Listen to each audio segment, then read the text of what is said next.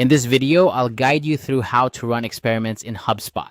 Running experiments is a powerful way to optimize your email marketing campaigns, helping you determine what resonates best with your audience. Whether you're looking to improve your open rates or boost click-throughs, A/B testing in HubSpot can lead you to more effective strategies. Let's dive into the process. First, you'll need to navigate to the right area within HubSpot.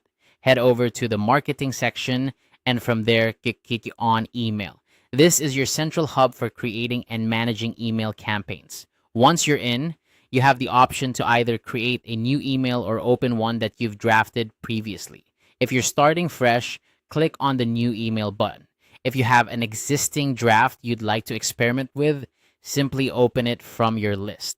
Now, it's time to set up your experiment. On the left sidebar, you'll notice a test icon, often referred to as the A/B icon.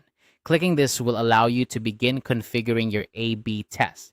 This is where you'll create variations of your email to test against each other. Naming your variations is a crucial next step.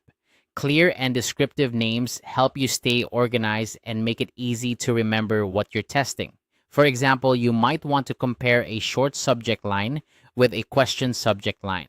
These names should give you an instant understanding of what each variation is trying to achieve. Once you've set up your variations, it's important to decide on the metric that will determine the winner of your test. Depending on your campaign goals, you might choose metrics such as the open rate or the click rate.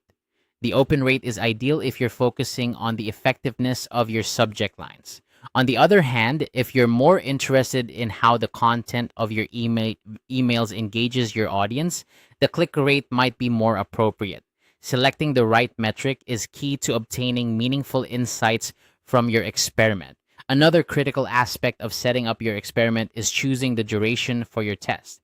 Decide how long you want your test to run to gather enough data for reliable results. HubSpot will typically provide some recommendations, but it's always good to consider your audience size and how frequently they engage with your emails.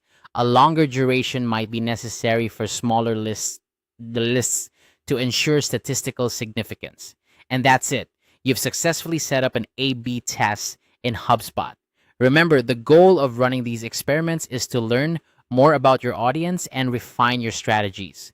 Don't be afraid to try different approaches and use the insights you gain to continually improve your campaigns. Thanks for watching, and I hope you found this guide helpful. Be sure to check out our other tutorials for more tips on optimizing your marketing efforts.